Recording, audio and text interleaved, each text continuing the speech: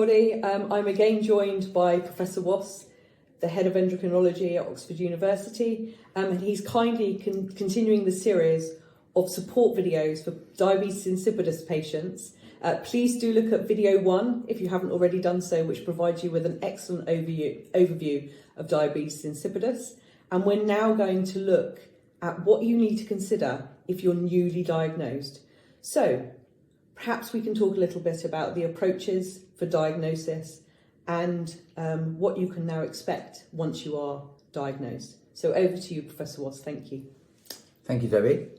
So when you come in with polydipsia, too much thirst, and polyuria, too much urine, there are a number of causes besides diabetes insipidus which a good physician will look for.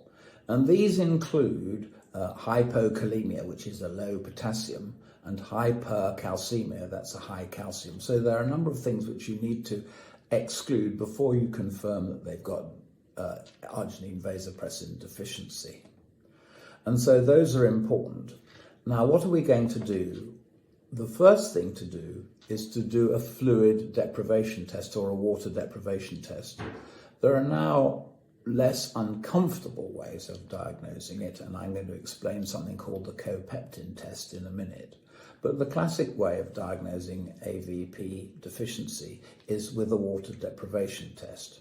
Firstly, we'll know how much water is coming in and going out, and so there are various apps which you can do to measure it, and there's a special thing you can put into the toilet which actually helps to measure your urine output in terms of not getting it all sort of in the cache, so to speak. Now, what we do is to simultaneously measure urine and blood osmolality after water deprivation. And this is the classic test, but it's quite uncomfortable and may go on for 8 hours, and it may sometimes even at that stage not be completely clear what whether the patient has arginine vasopressin deficiency. And so there is a water deprivation test to diagnose it, and there's something called a copeptin test, which was first used in Switzerland, in Basel, with a wonderful endocrinologist there. And what copeptin is it's made in the same time and the same proportions as arginine vasopressin. And so you can simply measure that, and that will tell you whether there's adequate amounts of arginine vasopressin in the blood. So what do you expect then when you've been diagnosed with central arginine vasopressin deficiency? Well, you need to be kept an eye on. We need to make sure that the treatment is working, and you need regular checkups. And these should be done because this is quite a complicated and a rare condition by an endocrinologist who has a special interest in pituitary-related matters. And this is something which there are dotted around the country, a number of people who do this. And we've actually produced a checklist of things that should be used and checked once a year or once every 6 months when a person with arginine vasopressin deficiency comes in for their assessment.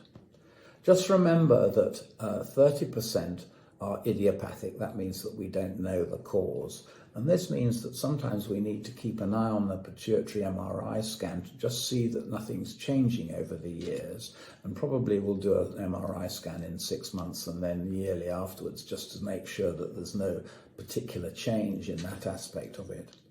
And then there's another aspect of it about central or partial, and central and complete. And this is major deficiency, which is complete arginine vasopressin deficiency, and partial, where you only need a small dose of the arginine vasopressin treatment. And we'll come and talk about that at a later stage. Now, the other aspect of it is that people need to know that you've got arginine vasopressin deficiency. And so you need a medical bracelet on. And Debbie, have you got yours on you? No. Oh no, oh Lord. Not Something today. around your neck. Okay, all right then. So normally you need to have if you're knocked over by a bus or something, then you need to have something that tells people that you've got diabetes insipidus or arginine vasopressin deficiency. And you need also to make sure that you're being seen, as I said earlier, with a healthcare professional every 6 months or so. And then, importantly, this is something which I feel very passionately about, there are patient and peer support groups, which are, there she is, good. There are patient and peer support groups which actually help people to understand. And so a new person with Arginine Vasopressin Deficiency will be able to talk to people who've experienced it, like Debbie, and who actually can give advice on how to manage it.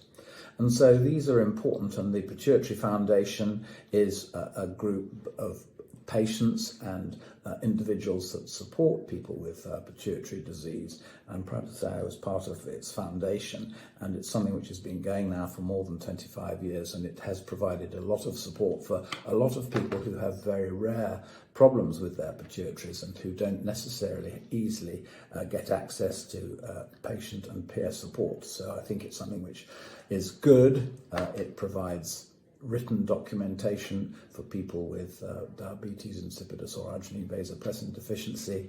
It provides peer support and local groups up and down the country, and I think it's a good thing.